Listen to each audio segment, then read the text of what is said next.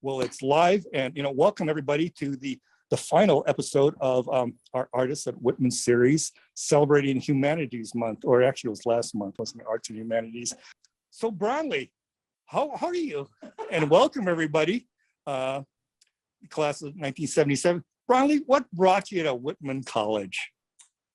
Well, I tell you, I grew up in a day when your parents let you just go off and said, be home for dinner, right? So my parents' approach to going away to college was to look up over the newspaper one morning and say, oh, were you thinking of going to college?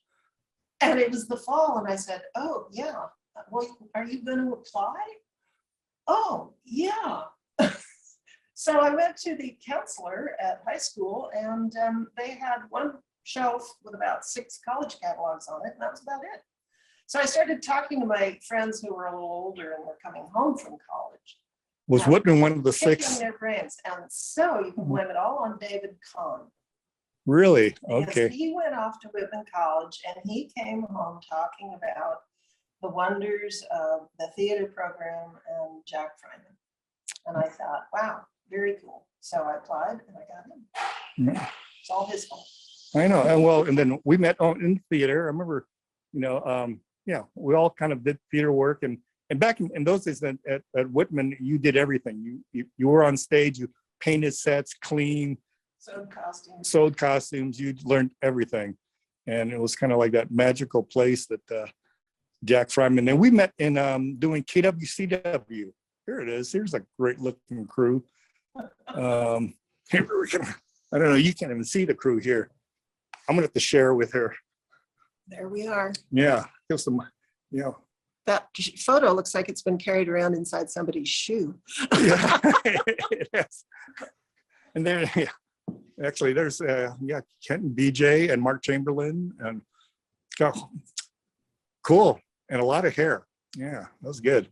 And then we, one of the things that you did was, Jack Fryman. You did a portrait of Jack. I did. I wasn't able to go to his big birthday celebration in New York City when I think he turned 90, and I wasn't able to go. And I thought, well, darn it all, that's just not right. And so I did a portrait of him. And then I said, well, that's not right either. I need to do Nancy as well. So I did a portrait of her, and I donated them to Whitman, and they generously accepted them. And I said, please hang them in HJT somewhere. And apparently they did, because there's a photo of Jack standing next to his when he went to visit one time. Oh, so you never had a chance to, they never posted you live then? No. They were far away. Yeah. But why did you chose those 2 images? I mean, what were you trying to convey? Why those 2 particular images? Well, it was interesting because when you do a portrait, you look for certain aspects of somebody. And I asked Jack for photos, and he sent me a bunch of resume headshots and, the things that professional theater people use. And they were good, but they were very impersonal. And I said, well, have you got any candids? And he sent me a few of those. And I liked the one that I used because he looked friendly, and he looked the way he did as I remembered him. Uh-huh. Well, yeah, were you ever scared? Jack was never scary. He wasn't Scary? No, yeah, never get. No, but it was interesting. I respected him so much that I was terrified of doing something that would disappoint him. Uh-huh. So in that way, he was intimidating, because I just couldn't bear the idea of disappointing him. Right. Now, Nancy's picture is much more whimsical, and she's thinking about something. What is she thinking about? Well, she's laughing. And that's the single biggest thing I remember about her. She had this wonderful burst of laugh. And if you could, in rehearsal, get her to laugh like that, it was like the best gift. So I chose one of her laughing. What? Yeah. You've done a lot of portraits. What's special about a portrait? What's the difference about a portrait of, a painting and, let's say, a photograph? What makes it different? Well, I remember my grandmother used to take me to museums, and she knew a lot about art history, and she would tell me a lot. And one thing that struck me as a kid was that all the people in those magical paintings were probably neighbors and nephews and friends and relatives of the artist, because, you know, nobody could afford to hire professional models. And back in the day, there were very few professional models. Right. It was a very disreputable profession. Ah, So I figured all these people have been immortalized, and there's something magical about that, being immortalized in paint. uh, And who doesn't deserve that? You know, everybody on the planet deserves to be remembered and have their story remembered. And a portrait is a story of you. right. I find moving. Right. It's a story, and it's their story, and it's, you can't take it away. Well, it's also your interpretation of their story, because it's layers of. But you know, it's a gift to the generations, because those portraits, even if So- they molder in the attic and get covered in dust, but somebody's going to dig it out. Say, Somebody who inherited those eyes or that dimple in the chin. And Right. they're going to look at it and say, oh my God, that's where great grandmother's hair, you know, etc. So I Right. think it's a neat present to every family. right. Well, you started, so you grew up here well, nearby in La Jolla, right? When it was much smaller. Your parents, you said, moved here, built a house in 1950, right? And you were surrounded by art. Your mother was a painter also. She was a watercolorist and a good one. And- Yep.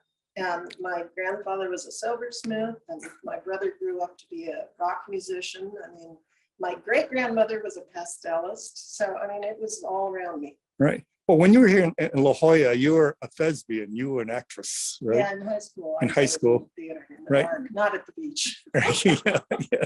Yeah, you live near the beach, but you didn't go to the beach very much. Not a lot. Yeah, no. yeah. But you came to Whitman and you're in theater, and then you made this transition. Okay, you were in everything in theater, and you know, I idolize you, by the way. I mean, it's just like you were like, wow, this is when I was there, it's like, this is what a real woman looks like. Just amazing, statuesque, 6 feet. I mean, I never saw anything quite like this from Hawaii, you know. So, but it was but you transitioned from well, you started acting when you graduated a little bit, right? You the ACT. I did Is a that- little, it was just a little internship school program at ACT. And I didn't have a choice. I had to get a job like that.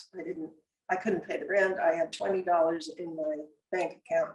So I didn't have a choice. Right. It wasn't about acting. I had to go get a job.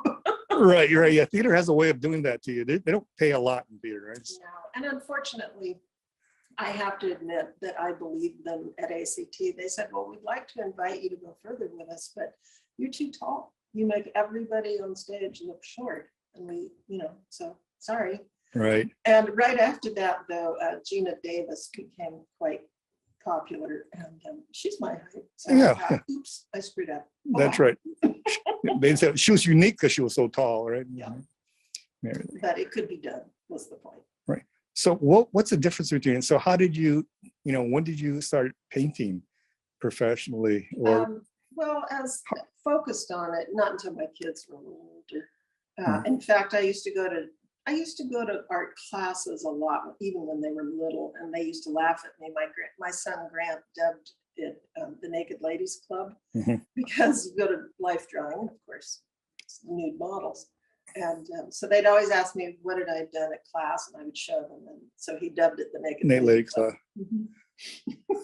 I think somebody's missing a bet not billing life drawing as Naked Lady. I would think you would get a lot more students. They spread it around a little bit. I mean, is it different?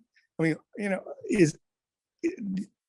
do you have a in theater, it is a if it works right away, right? You get on stage, especially live theater, you get up and it either kind of works or it doesn't work. And you're relating and responding and hearing and listening to your other actors, or you're not. Right. And it is very immediate and very in the moment. Right. So how's painting different?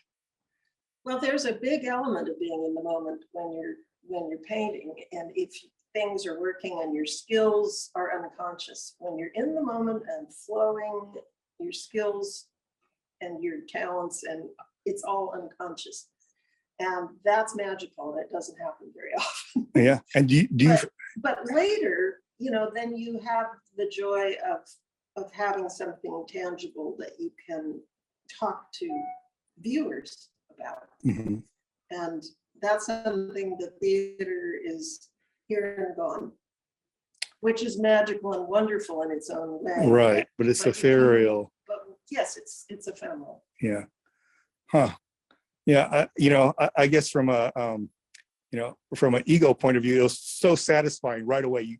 You got your satisfaction, Well, there's nothing like it. Absolutely nothing like it. Whereas gallery, isn't it kind of awkward to sit in a gallery and have people look at your paintings and Yes, it's a very strange feeling because it's very personal and you feel as though your children are being scrutinized, you paint children. right. And it's an odd feeling. But on the other hand, there truly is nothing more rewarding than having overhearing someone talking about your work Right. and they get it or they appreciate it. That's Do you find that, petty stuff. yeah, do you find like they, because you had talked about a little bit about you can control the perspective and the point of view and is it most of the time you find that people recognize what you were trying to portray or, get it, or did they find other things? They always find other things. I used to have a studio in an area that had a monthly art walk and we would open up the studios every month and people would come in and ask questions and discuss. And I always came away learning something about my own work because somebody would see something or tell me a story about why it spoke to them or why they couldn't relate to it. And right. I got a very different perspective on it from right. talking to people. Well, let's just kind of start with your works then. Okay. Let's start looking at it. Let's start, with this. Now these are. Okay, well, I started this series sort of as a plea for rain. We've had just devastating droughts all over the West, but California in particular. And I can't do a rain dance. What? I don't dance. Yeah. So I paid instead. And so this was sort of my prayer for rain. Right. And I did. And since it doesn't rain, this is all self-made rain. I went with a bucket and brushes and flung rain and sprayed water and snapped photos. And right. so this is my version of rain, but I love this perspective. I mean, it's so unique and there's so many different layers happening over here. Yeah, and it was interesting. I sort of like transitions. I like the instant as the ripples are beginning to widen, the instant the drop hits. And the thing about the levels, the layers, as you say, is, and very good. Thank you for noticing that. Very good. It's about the surface where the raindrops are interrupting it, and the eucalyptus tree is reflected in it, but then it's broken up by the rain. And then you see down to the bottom of the pond, and you see the middle of the water where the fish are, right. and all these various layers and levels. That just interests me. I like transitions. Right. I mean, there's a transition here, and it's also this angle that you're looking at the whole perspective here. I mean, it's so photographic. Well, this is the thing also that interests me is choosing one small corner of the picture mm-hmm. and then focusing in on that. Okay, so there's water here, and then here's another thing with water. These are just my garden spiders. And I started noticing that there was just this miraculous variety of webs all over my yard at various times of year. And I realized that I'd been taking photos of them for years and I'd never done anything about it. So I decided I better do something about it. This one up here. So we go. Yes, I got a few strange looks kneeling in the middle of this road in a rainstorm taking these photos, but I kind of like the outcome. Right. Well, I looked at over here, I looked at this rain, and I think, oh, this is so kind of reminding me of Jack Fryman scene painting, whereas when you're up, this is where you're painting your paintings. This is the level you're looking at. That close. And then you have to keep standing back 10 feet or more in order to see really what you're doing. Right. But this one is work in progress. That's why it's quite so rough. You can still see the charcoal drawing and everything. Right. Nowhere near finished, but it's sort of fun to see something evolve. So we dragged out the unfinished one. Right. It's really I cool. also like the abstracted quality of the palm trunks reflected in the It, water. it is, because this is like, this is like a secondary layer to this one over here. You can see where this is 2 layers in, where this is maybe 4 Mhm. there. Huh? Mhm. Huh. And well, then we go from here to the abstract here. Oh, It's kind of, that was just for grins. I had never painted abstract, so I took a workshop, and that was one of the pieces that came out of the workshop. But it was very, very interesting and very different experience. Whole different area of your brain goes into abstract work. yeah. Well, and here's some of my favorites here. Now, these are part of your series, right? Yeah, this was the Feathers, Eggs, and Nests series. I do tend to work in bodies of work. And this series was just because I love round things. Eggs appeal to me, and they're so primordial. I just love eggs and the architecture of nests and the beauty of feathers. So I did a lot of that.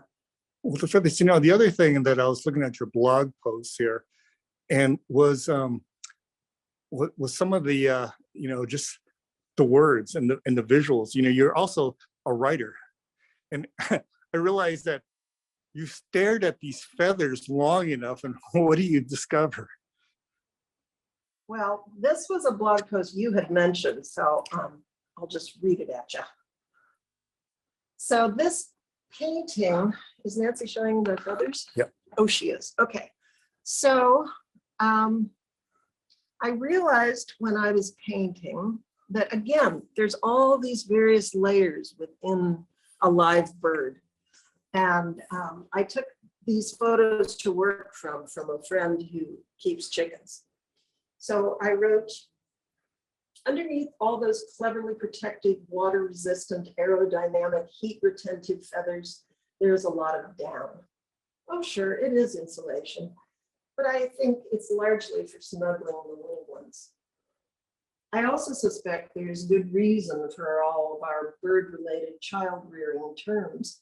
We say that expectant mothers possess nesting instincts, that a careful parent is a mother hen, that being protected is taken under someone's wing, that when our offspring grow up, they spread their wings and fly away, leaving their parents to be empty nesters.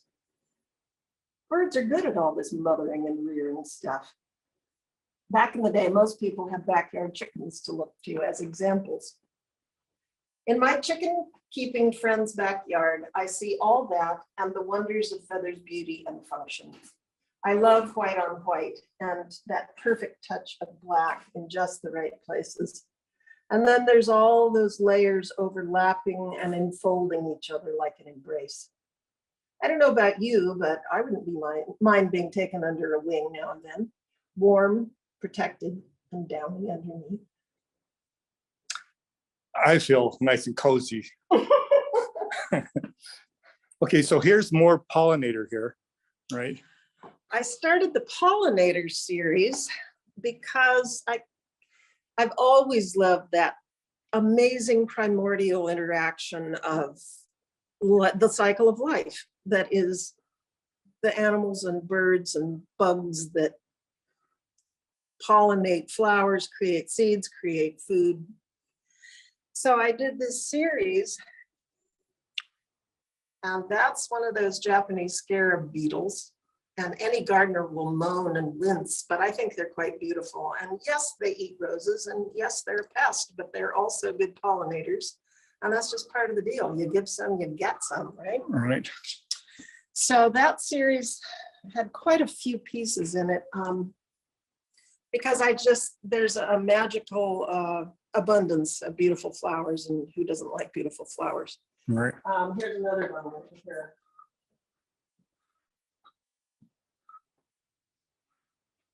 And I had a show that was about these pollinators, and we donated the part of the proceeds from sales to a company that's local that works with bees to help protect them. I don't remember exactly the science behind it, but it was a neat connection to make. And now that we're realizing just how endangered all these bees and things are, I think it's even more important in a beautiful way to just nudge people and remind them that this is fragile. This needs to be protected. All right, look carefully, and then we kind of flirt over here to more flowers, but forget the pollinators, man. Well, Now now we're we're not doing pollinators. we're at the I've always loved soap bubbles, and I consider them landscape jewelry. I blew bubbles as a kid my whole life, and in fact, everybody used to call me Bubbles. God help me. But Bubbles? I know, never it sounds heard like a that. stripper, doesn't it? Yeah. But I've always been very aware when you blow bubbles of how they make everything around them look more beautiful. So I thought, sure, Oh, yeah. let's do that. Let's paint bubbles. Here's another bubble.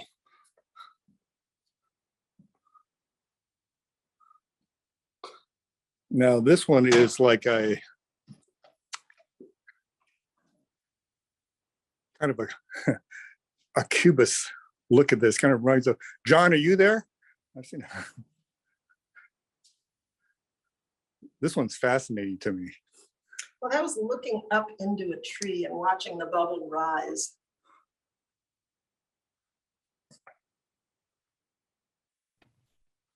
Well, then back to you. I want to show this one. This is kind of like this one. This came from a gallery, right? This. Oh, I should have unwrapped it. I'm sorry. Oh. This was a piece that was in a museum show.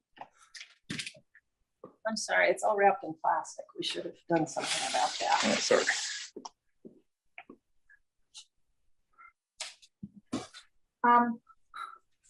Well, this was fun about doing it live. We just do the work now. Well, the gist of it was that we all responded to the events of 2020. And I was so appalled by the way we were treating immigrants that I responded by, again, using the metaphors that nests give us about home. So I did a little homework and I painted the nests and eggs of birds from every continent all together in one community. And it was inspired by a community here in San Diego that apparently is one of the most diverse in the country. It's called City Heights. And you can walk down the street and hear 8-10 different languages.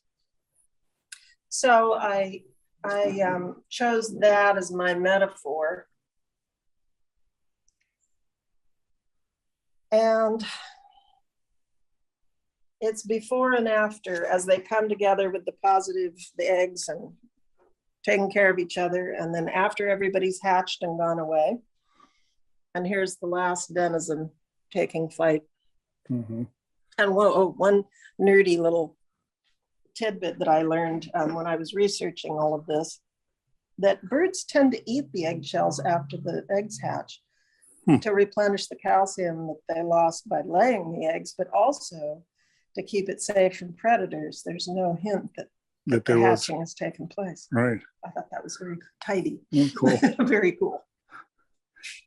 And then we're running here. One more thing. The last thing I want to know about the bunnies. Oh, talk with the bunnies. The bunnies. Well, here's an example. When I used to do Facebook, on the first of every month, I would wish everybody rabbit, rabbit, rabbit, which is an old tradition known to some. And if you say rabbit, rabbit, rabbit, first thing on the first of the month, before you say anything else, it's supposed to bring you good luck. So I would wish my Facebook friends good luck with a rabbit. Yep. And it got to be sort of a tradition and people asked me about them. So I put them together in a book. Cool. We even have the book. And so it's all very, very important, you know. Oh, yes. But it's a plethora of bunny rabbits. And since I used to have pet bunnies, I had a lot of photos of my friends. So, and we also have yard bunnies. So I would chase them around to photograph them. So that was a way of wishing everybody well. Well, very cool. Well, with that, why don't we just kind of open it up to the group here? Sure. And see, any questions? Anyone want to see anything else out there?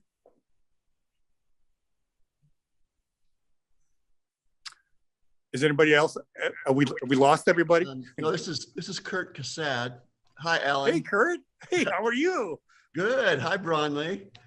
I wanted to echo Alan's statement about enjoying your performances at Whitman. I mean, you really were such a wonderful presence on the stage, and I enjoyed so many of your performances. And then I found out you're in San Diego, where I was born at Balboa Naval Hospital. And Oh, we lived on Law Street near Pacific Beach until I was about 1 year old. So not far from you, probably. Yeah, I live in Pacific Beach. That's where I was. all the newcomers start in Obie.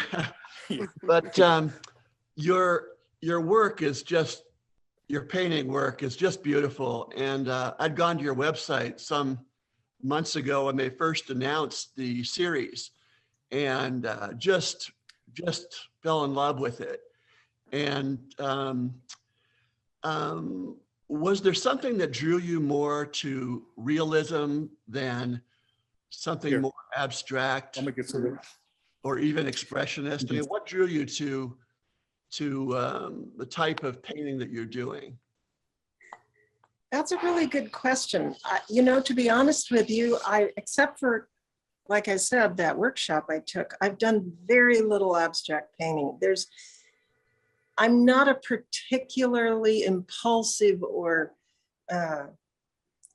I guess I'm too repressed or something I watch my abstract friends paint, and it's whole body, it's throwing paint, it's multimedia. They really just go all out. And I guess my vision is too controlled for that. I found out she does listen to music when she paints, but she turns it down low.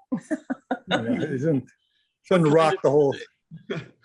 Yeah, I don't dance around while I paint. I'm working too hard. What kind of music do you listen to? I like to listen to familiar music so it isn't super distracting. So I'll be honest, I'm a child of my age. I listen to Crosby, Stills and Nash and Joni Mitchell and, those guys. So Kirk, where are you? Where are you now? I'm in near Portland, Oregon. Uh-huh. And I've been in Oregon since 76. Nice. Oh, wow. Yeah. Grew up in Seattle. So it was San Diego to Seattle, to London, to Seattle, to Virginia, to Seattle, to Salem, to Portland. So there's my life history. What was your career? In 10 seconds. Yeah. Busy guy. But I'm a true Oregonian, and I love it up here. I have been back to San Diego, went to Old Town, had a huge margarita. And it was wonderful. And I'd like to get down occasionally. But I retired 2 years ago. And since then, I've been coaching a high school girls tennis team in Portland. Oh, cool. Nice. Yeah. And I've really, really enjoyed it. I have the best. One of the things we didn't. Good. No, I just. That's great. Oh, hi. How you doing, Anna? Keep that tennis going. I will. I'm into it now, but it's amazing how rewarding it's been. Good. I started at Wilsonville High School and was a head coach there for a year. Now I'm a head coach at Parkrose High School. And Oh, good. if anybody's familiar with Portland, then those might mean something. Otherwise, I'm just spouting names. Yeah. Well, speaking about going out there, one of the things that we didn't talk about was your public art, which I think is really neat. And so if you're into seeing some of Bronle's art, at the Spreckle Center in Coronado, right, there's a large painting there. I think Nancy has a picture of that.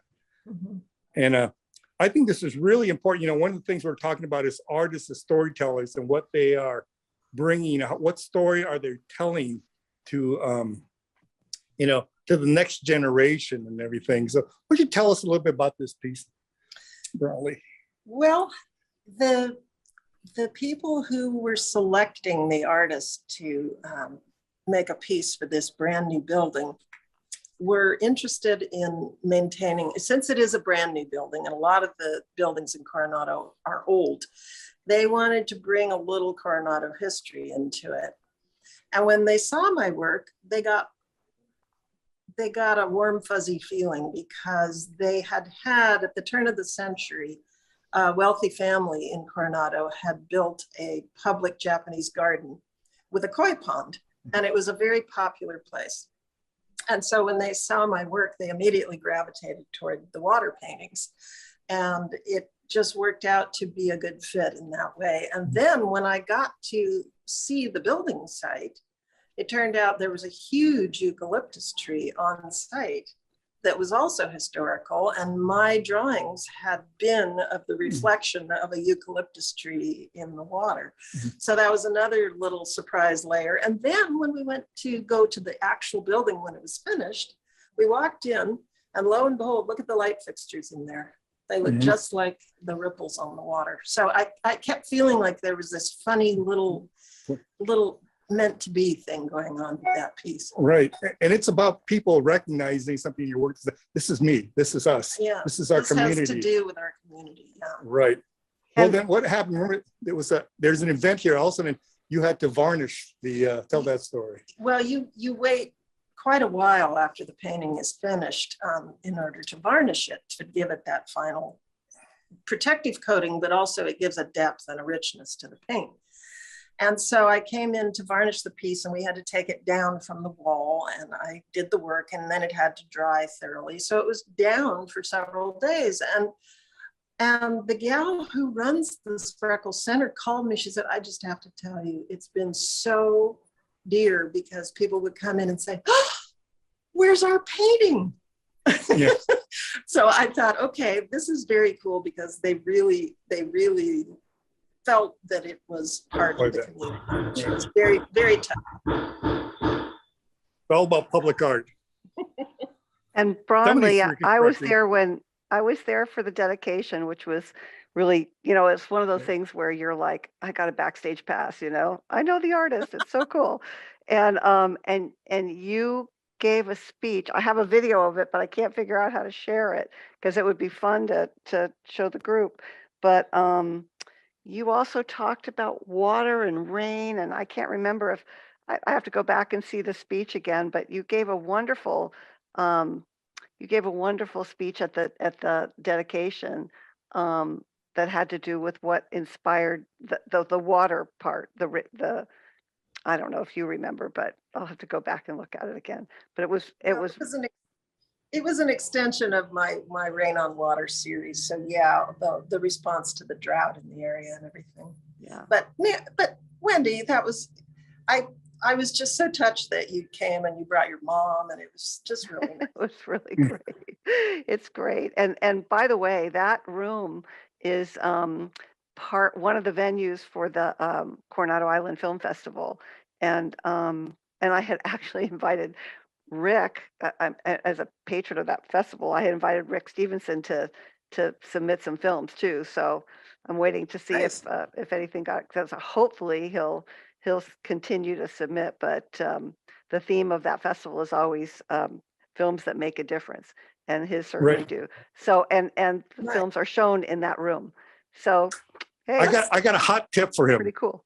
Water and eucalyptus. He's Yeah. got to have those Yeah. two things in it. Yeah, there you go. And koi. Yeah. It'll get in. Well, that's a really interesting, funny little Whitman triangulation. How funny Oh, is yeah. that? And then of course at my desk, I have, wait a minute, let's see. Oh, I can't, I have to wait, let me figure out how to get rid of my fuzz. Let's Oh, see you what's need in. to unblur. Wait, yeah. We're wait. going to see what's on your back wall, Wendy. Yeah, wait a minute. Like, get rid of my filter. How do I do this? Okay, stop. Let's see. Choose virtual background, right? None. Okay, there we go. All right.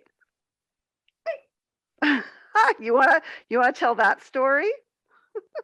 An itinerant photographer during the Depression came by my grandparents' house, and for a very small sum, he took a whole bunch of photos of my mother. She's 3 in that photo. Yeah. And she had a great big older brother who's 10 years older than she, whose idea of funny was to hand the little tiny girl his air rifle. Okay, at least it's an air rifle, right? So he thought that was hilarious and said, kill the cat. So she's standing there going, oh, okay. So she's pointing at poor Corky, the cat. And it's just always cracked us up. When we were little kids, we thought that was the funniest picture. So it made me laugh. So I messed with it a little bit and painted it. And Oh, it's a painting. First, I was going to say, I know. it's a painting. Okay, I was going to say, Wendy, how did you get that picture? What's the story? Well, this was back in her Facebook days, and Yeah. and she posted it, and I'm photos like, back oh, then- I need that.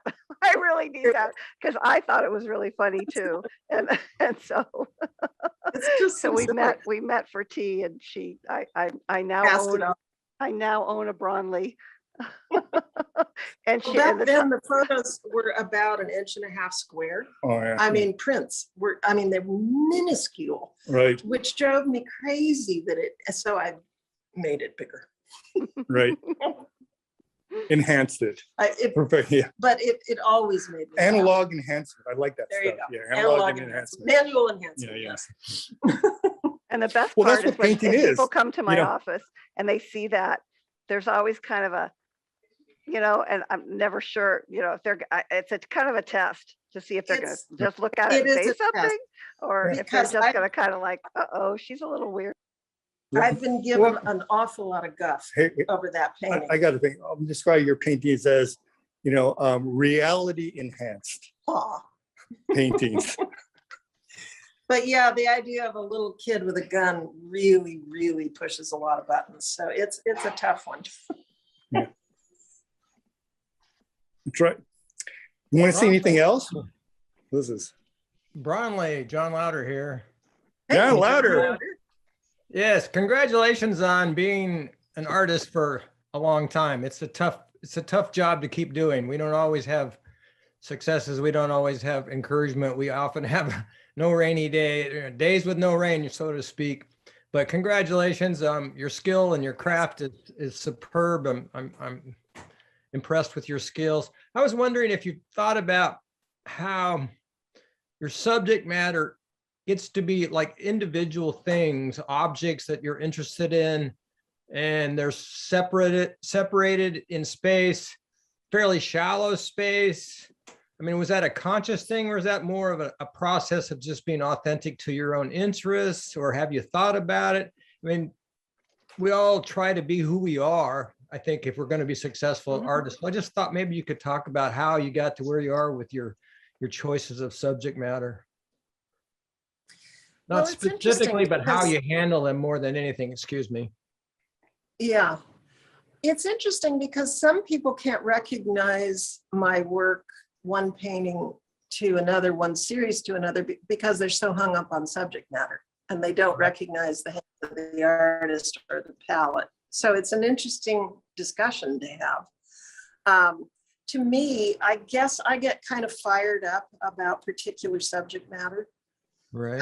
For instance, the pollinators. There's so much in the news about how endangered this relationship is, and it's so vital to life on Earth.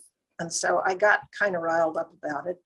So I did that series as a response, and the water series as a response to the terrible droughts that we have. So I guess I get all kind of excited about a certain subject, and then I do a body of work just exploring various aspects of it. Does your palette change with subject matter, or you kind of keep the Sure. same palette? Sure, but Mm. I always put the same paints on my palette, and I use very basic colors. I don't have 1,000 paints. I have very basic colors, and I mix everything. Mhm. So yes, my palette changes with subject matter, but no, they're all based on the same pigments. John, you want to see our palettes? One of my favorite pieces of yours is of the chicken feathers, the iridescent feathers of the dark tall one. That's just an amazing concentration to understand and figure out all those subtle shifts to make it look like it's reflecting light and it's still layered and so on and so on. Obviously, you and I both paint from reference. We use photo imagery. Could you talk a little bit about what you found in the, advantages or disadvantages with our new technology? I mean, we can go out and take thousands of pictures and pick through those and find them versus, gosh, remember when we had to wait for the slides to come back? Or wait for the sun to rise. Yeah, well, there was that. Yeah. No, I have to admit, I am big on post-production. I do add light and I change colors and I futz with them a lot on the computer. But I'd say 98% of them are from my own photos, but I have a cousin who's a wonderful photographer. And I have two friends who are also wonderful photographers, and they're all very generous and say, sure, paint whatever you want. So I have access to a lot of photos. And the photography aspect of it, I don't take photos unless I'm taking photos to paint from. And Right. that's just me. I just am not a photographer. But I do really enjoy manipulating the photos and turning them into paintings for me. Are you working from the screen or the printed image? I do both. I have an old desktop that I use as a monitor that I Right. work from. And then I also just print out copies on hard copy. John, do you want to see her? John, do you want to see her palettes or brushes or Oh, anything you like just that? make Oh, me, I don't you have just a make me palette. want to jump up and paint, but yeah, let's look at it. I might, if I disappear, I want to paint. There's nothing very exciting. I think the tools are always really cool. Let me see. It's really pretty basic. I want to find her. What's your favorite brush? I tend to like filberts. Well, my very favorite brush is this one because I do all my underpainting with this one, and I just scrub the living crud out of it and cover the canvas with the initial layer, and I just have more fun with it. But when I get down to details, I do love a good filbert. They have a really interesting edge, and you can use it in lots of different ways, and that's my favorite shape. When they get older, they start splaying out. My favorite brush is always the one that just wore out. Yeah, It's going- exactly. Well, that's why it wore out. Yeah. Damn. Bronle, you were giving classes for a while. I know, I mean, I know you had your reasons for leaving Facebook, but it was a fun place to hear about what you were doing. And are you gonna start up doing classes again? Or maybe do them virtually? Love teaching. I love teaching. I teach drawing and painting, and I do love it. I gave it up because I'm taking care of very elderly parents, and I have a very short leash. So Yeah. someday I hope to go back to teaching because it helps you rethink everything yourself, and just helping people who pursue something that they're interested in is really very gratifying. And if somebody sparks to something you say, there's nothing more gratifying than that. So I do like teaching, and I do hope to go back. Great. Any other questions, or anybody want to see anything? We could walk around the studio. Want to give us a tour? Show us the neighborhood. Oh, this is kind of it. Yeah, I have 3 roommates, so they Yeah. take up a lot of the other areas. We have a utility room and a little kitchenette, and we're pretty set up here. So, Yeah. Oh, we had maybe John knows about this. We had fun doing the homework, and we got, it looks like plain old fluorescent lighting, but we did our homework and we got just the right amount of lumens and the right colors to duplicate daylight. And we got them off of various art blogs, and it was really an interesting project, a lot of fun research, and it worked out really well. We've been really pleased with our lighting. So even though it's just ugly old fluorescence, it really gives great light, and we've been pleased with it. So that was another geeky research moment. All right. Hi, Bronle. Yes. It's Ted. I'm Ted Duncombe. I don't know if you remember me, but Oh, of course I do. Hi. anyway, I don't really have any questions. I just wanted to say hello because I hadn't said anything yet. And this has been great watching your show, and my wife's here. She wanted to stay off camera, but we've both enjoyed it tremendously.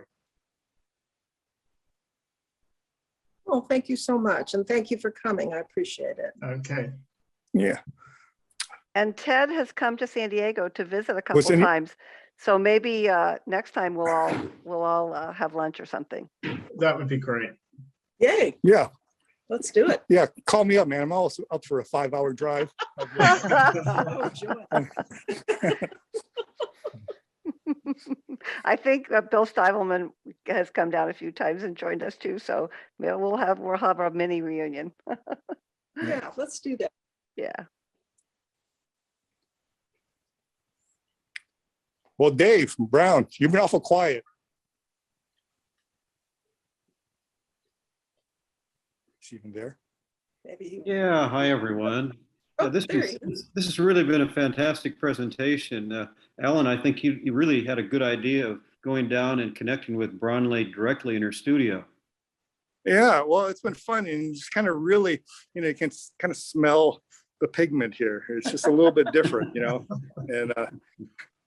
and it's nice to see these, I mean, you got to see them in person. That's what makes paintings, and this is great having Zoom and everything, but to be here and seeing her work is really fun.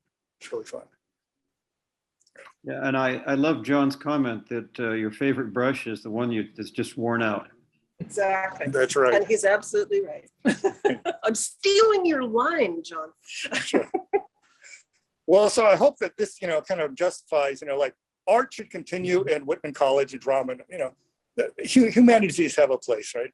Yes, And indeed. in liberal arts, why else would we be doing this right now? That shouldn't even be a question. Yeah, That shouldn't be a question. Yeah. Well, you're looking at, well, this is one big collection of liberal artists, I'll tell you that much. Good. So anything else? I mean, if that's it, we really appreciate everybody tuning in, and I hope everybody got something out of these series. So it's really fun to do it. And we finally, I think, got it right, although I don't think we had the budget to fly me across the different places to go see this. So, Maybe next we time. could drive. Next time. Maybe next time. Yeah. Yeah. Thank you, Alan. Hey, Alan, Hey. let's give a big hand to Alan too. Oh, yeah. He's devoted a Fantastic. big part of his life to this particular thing, especially since he's campaign manager for his wife in the next year. So, Yeah. you go back to the politics, leave the art for a while, and there you Right. are. Right. Yeah. My wife is the county clerk of Clark County, and she's the, we're the marriage capital of the planet right now. So they're celebrating their 5 millionth wedding marriage license in Clark County next month. Wow. So we're having Wow. fun. 5 million love stories. We're all about love. That's what I like about this political thing. I said, my wife is at least says, Lynn, you got the best. You get the best subject. It's all about love and marriages. So we don't have to worry about the other. This is good stuff. Anyway. Nice. And I'd also like to single out Nancy Mitchell and her staff for all the great work Oh, they yeah. have done to support. Absolutely. Well, thank all you, the- Whitman, for making this. And Wendy, I love the coffee shop, and we'll be there. Is that this weekend again? No, November 12th. 13th. And, November 12th. And November Bob, 13th. 13th. I'm sorry, 13th. And Bob and Denny are honchoing that one. Awesome. Right. David and T are coming next week, and we're gonna, while David's staying here, we're gonna do a quick little telephonic handover to Bob. And because I just arrived back home after 10 days on the road to visit my granddaughter. And so I saw a big chain of emails and thought, uh-oh. but really, I think we're okay with a phone call handover. But that's going to be the live one. So so the one that we did was the recordings, and Bob's actually trying to get some people across the planet to do some live things too. but Zoom has its has its issues with Limits. live. Yeah. So, but yeah, Hey, I'm glad you my like it. theory is nice being live because we're not dead yet, right? Let's Yeah, go. there you go. There you go. And by the way, until Dave gets to that room next week, if you need a place to stay tonight, Alan, you let me know. I Okay. texted you, okay? I Oh, didn't know did if you you? were, Okay. yeah, I didn't know if you were staying with Kent or whatever, but you're welcome to come on over. You can You know, warm it San up for Diego him. is kind of an interesting place for me. It's a lot of different periods of my life, so I'm kind of wandering around this afternoon. Yeah, I'm Okay, kind of seeing what happens here. just let me know. Thank you.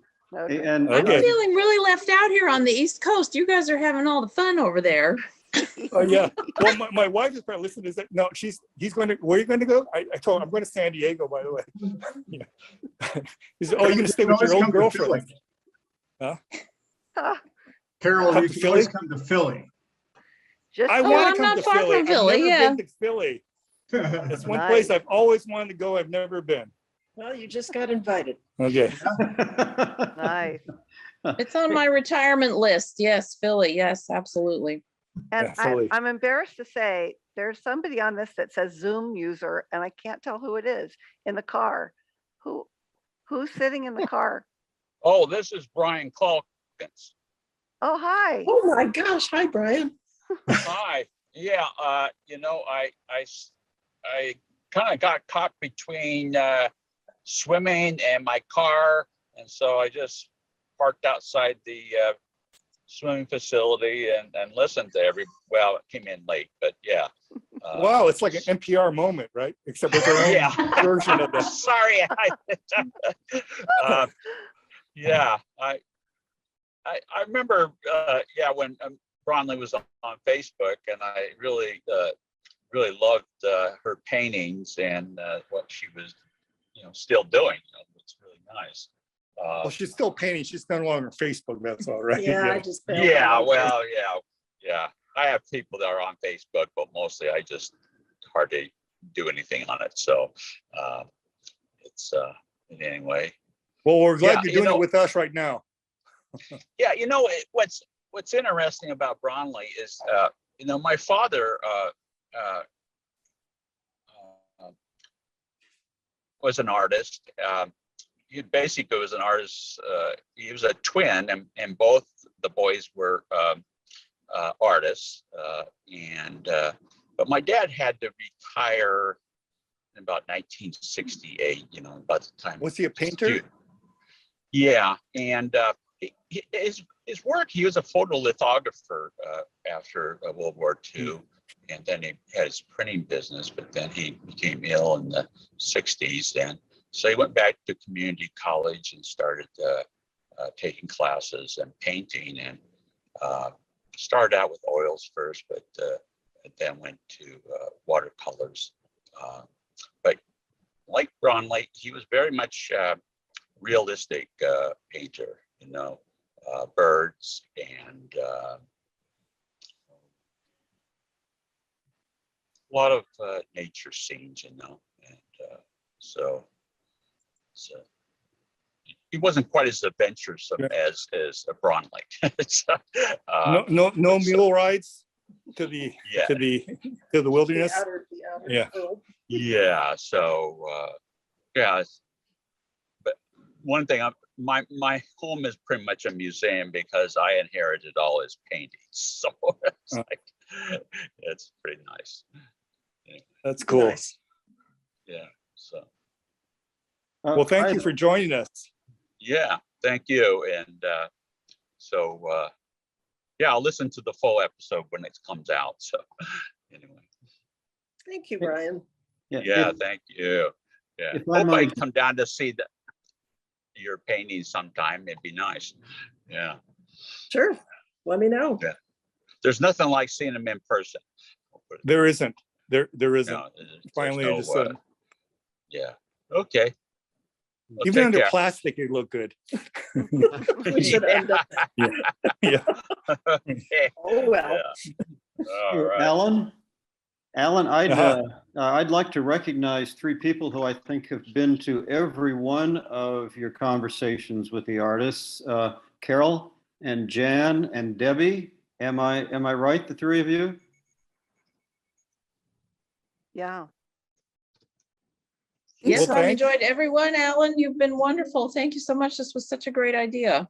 It's been Well, great. this was fun. This was really fun. I was trying to, so the one area that I hadn't gotten into is like the Zoom world, not having, to work in that environment like everybody else did. I just kind of didn't deal with it, but until I had to deal with it. So this has been really fun, actually, Zoom. Thank you for Nancy and David. Otherwise I wouldn't have done it because they made it possible to make it work. So it's good. I just added this live thing at the last one because I think this is the way to do it anyway. So and it works. Fantastic. It's fantastic. Yeah. Yeah, this Really was good. really great, Alan and Bronle. Thanks so much. Yeah. Thank you. It was great to Thank see you. everyone. Thank you. Hey, Kurt. Thank you. Good to see everybody. Kurt, I'm in Portland too. Thanks. Yeah, everybody say goodbye. So we want to see everybody. Can we just everybody like wave one time and then we can all wave. See everybody here. Bye. We'll see you at bye. we'll Yeah, see you at bye. Coffee House. See you at Coffee House. Okay. Sounds great. Yeah, we want November to see 13th. waves, man. Yeah, yeah, And Yeah. thanks again, Nancy. for going Yeah, down. yeah. Thank you.